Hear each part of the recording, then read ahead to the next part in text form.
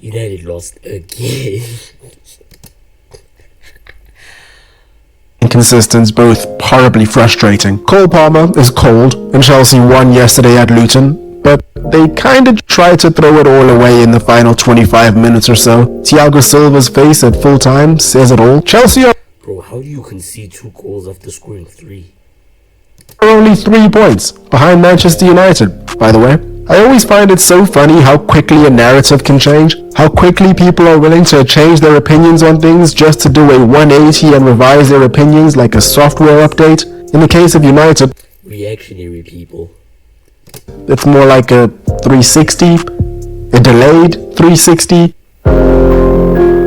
Yo, hit on earth, I was on a doing well, Auntie Nasha, welcome back to the channel. Because I'm possibly the biggest dickhead on earth, I was on a flight on Boxing Day, probably the worst day in the entire year to be at an airport, second to maybe Christmas. Into that, I missed out on watching United vs Villa live, and I'm not gonna lie to you, before this match, I kind of thought that was a good thing. I was match, but don't get me wrong, I was the scoreline. I'm glad I was wrong. Although when I watched a recording of the match, but don't get me wrong, I was still quite happy, but I wasn't exactly jumping for joy. We'll get into that a bit later. I mean, you guys won against Aston Villa, which was number 3. Later on, I would have made a video on this match too if I weren't traveling and with family, and imagine what that would have been like, right? A positive video about Man United on this channel? It's been almost a year since one of those. It's been like 2 weeks since we last spoke about Man United, yet here we are yet again doing the whole routine just over and over again, I guess. But in my defense, it has been a very busy past week and a half at Old Trafford, and I have a much longer, more interesting video essay coming up in the next few days, so why not? So what's been happening lately? Confirmation of a 25% stake in the club being sold to That's the intro. Let me go to the... give you an idea of how happy and hopeful United fans were. This Bro, United might be the worst top 5 team of all time.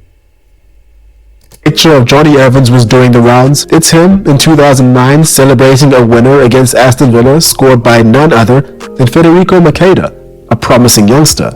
This is Johnny Evans with Rasmus Hojlund celebrating a winner against Aston Villa in 2023, a winner scored by a promising youngster. A nice little now and then type of moment. The difference is that the first goal played an integral part in helping Man United win the league in 2009, whereas the second goal, I mean, you know, It's okay. Keeping the fans happy, keeping Ten Hag's job is what that goal did. played an integral part in helping Man United stay 7th and go within 8 points of second place Aston Villa. They are not the same. But a win is a win, and at the end of the day, that's all that matters. United fans should be happy. And I was. However, let's look a little bit further. Why was Man United allowed to win this match? It was a couple of things, right? They were the better team overall. I agree with that. But I think it really comes down to, firstly, what I can only imagine was a swift kick in the head by Ten Hag to the team after going into the break at 2-0 down. The second of which was the fact that Villa are famously known to play that really high line. On that Yeah, the really extremely high one. note, the warning signs were there for Villa throughout the entire match. Garnacho had a goal disallowed just after half-time after being marginally Bro, right now Arsenal is live playing for him. I hope they lose 2-1. offsides, and Hope they lose 2-1. the likes of Rashford and Hojlund will gladly appreciate any opportunity to run into free space, which is what Rashford did for that disallowed goal. It's also what he did for Garnacho's actual first goal. The chaos that these guys were able to create contributed to the second and third goal too. And we finally got to witness a Rasmus Hojlund Premier League goal. It couldn't have come in a better way for him. So happy for him. This is what it means. This guy was losing his mind on Twitter, but Hojlund finally came through. And now we have to get to the negative part. There were a lot of Man United idiosyncrasies that left me groaning and frustrated at the screen hours after the match was even played. You know, massive susceptibility to conceding goals from set pieces that really shouldn't be conceded. A free kick that bounces all the way through, and a corner that's defended like trash. The corners against Forest weren't all that much better. Now, I'll be the first to admit that anything can happen from set pieces, and in these specific set pieces in this particular match, It's crazy because United, their problems are so deep-rooted that I don't think they're ever going to get better though. they kind of created these scenarios where chaos was happening and a lot of teams would concede here. But Onana really needs to be commanding the area and coming out in this situation, right? And why is Longley chilling all by himself with the back post to head it back into the area for the second? Scratch what I said, not every team would concede here. I'm gonna stop myself before I start sounding like a wet towel. You know, I'm probably a bit too late for that, I probably already do.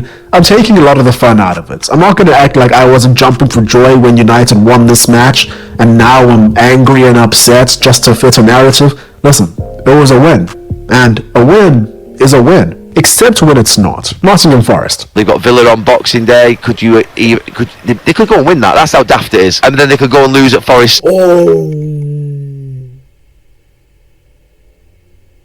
Gary Neville, he actually predicted it. Boxing Day, they could go and win that. That's how daft it is. And then they could go and lose at Forest 4 days later. Firstly, credit to Forest for that win. There were some really good goals in that match, some really high quality goals, particularly Morgan Gibbs White's second goal to win it. The shape on that shot was just sublime. United are really susceptible to those cutback goals anyway, but that's besides the point. Dominguez's goal was good too. Now, bro, is Mctominay the greatest Premier League player at the moment? Gibbs White should have been sent off, I believe, but I'm not in the right headspace or state of mind to care too much about it or dwell too much on it, if I'm honest. Kicks Mctominay, fouls Evans, and then dissent. Only a yellow card. So him scoring the winner is peak Man United. That was a great spin to avoid confrontation with Varane though.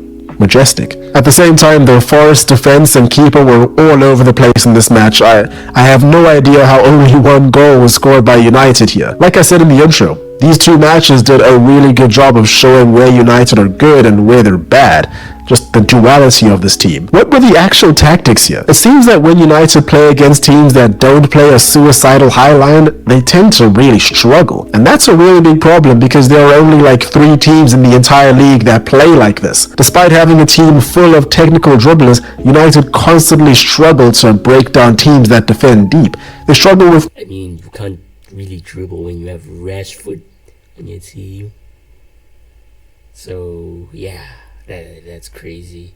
Keeping concentration for a full 90, and often when you look at the players, they look like they don't really know what they're doing, even when they're winning. I watched Manchester City dismantle Sheffield United earlier in the day and was left with a feeling I know all too well when I watch them. Jealousy. The way they control the tempo, the willingness of their younger players to not hide. That second goal. Unlike McTominay, bro. McTominay plays hide and seek. He's a hide and seek winner. I got that from Mark Goldridge. Crazy how much he hates on McTominay. The surface didn't look like anything special, but to me, it kinda was. Oscar Bob plays a beautiful ball to Phil Foden into the box, and he squares it to Julian Alvarez. Julian Alvarez scores, simple as that. And then they cut to Kevin De Bruyne warming up. And he didn't even play. I'm not gonna lie to you, I may have had to go for a walk after that just to cool off. It's getting really hard to You forgot that they also cut to Hojlund. keep defending Erik ten Hag. I still don't think he should be sacked, but don't get me wrong, it's because of a lack of a suitable replacement, or rather, a lack of faith that United can actually find a replacement, back him, and stop the cycle from repeating. It's actually the most infuriating position to be in as a fan, I guess it's better to stick with the enemy that you know, right? Subbing McTominay in for Mainu is ludicrous, especially because he was in the solo pivot role. It was confirmed shortly after that this was done for tactical reasons and there was nothing wrong with Mainu injury-wise. That was tactical? He brought on a ghost? Bro, when McTominay came on, they were down to 9 men. Since Rashford isn't a player and Scott isn't, they were down to 9 at that point. Which makes this decision even more insane. The thing about McTominay is that he's not a specialist in any midfield position, but I would say that out of all of them, that DM6 role is his worst, by far. Bro, I'm starting to think there's a conspiracy. I'm starting to think McTominay is sucking off Erik ten Hag and was also sucking off Ferguson. No, not Ferguson. Mourinho and all these people. It has to be. He just lacks the defensive awareness and capabilities to play in that role. Usually, when a player plays in that DM role and we don't notice them, they're doing a good job, right? We've all heard the Busquets quotes and all that before. When Mctominay plays in it and we don't notice him, he's doing a bad job. He's not tracking back. He's letting players drift into the box, and that's kind of what he keeps doing. Garnacho struggled in this match, which he usually does against more physical opposition, but I will say that he really did show up well for that equalizer, pouncing onto a terrible mistake by the keeper, intercepting and getting the ball to Rashford. But it wasn't enough. No Hojlund, no party, I guess. Wow. Illness. There's no one there. Just like the other massive list of absences that United have right now. It's a lucky season. Almost every week, chance of sacked in the morning or sun by opposition. Look at him. Look. He looks like a Ninja Turtle or an alien. Fans at Ten Hag. And every week, it seems as though this day is getting closer and closer. Reports indicate that after finalization of the deal for Sir Jim Ratcliffe's minor stake in the club, over 300 United employees. So is McTominay also going to lose his job? And Sancho?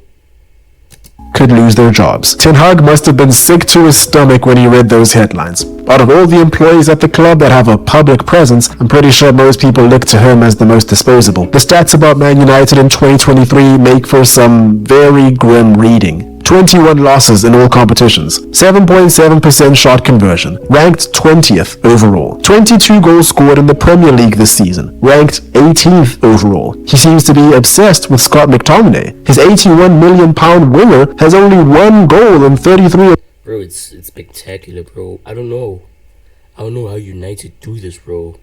It's amazing how many records Erik Ten Hag keeps breaking.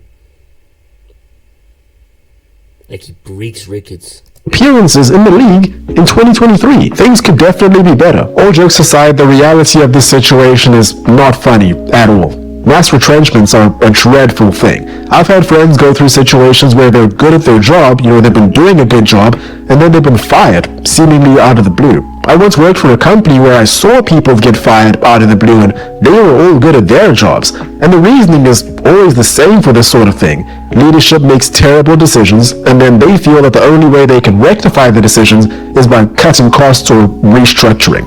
It's not fair. Having said that, unless you've worked at Manchester United, you wouldn't know about if there are any bad apples. Everyone has them. In the same vein, unless you worked there, you wouldn't know much about the leadership structure behind closed doors. But from the headlines that we've been fed this whole time, and particularly when it comes to people like the Glazers, from the headlines that we've been being fed since 2005, I think that we're all well within our rights to make assumptions. Just the other day, the club had their food hygiene rating downgraded from 5 to 1 star after guests were served raw chicken at a corporate event at Old Trafford. This club is worth over £4 billion, by the way. Contrary to the length of the video, bro, are the tweet.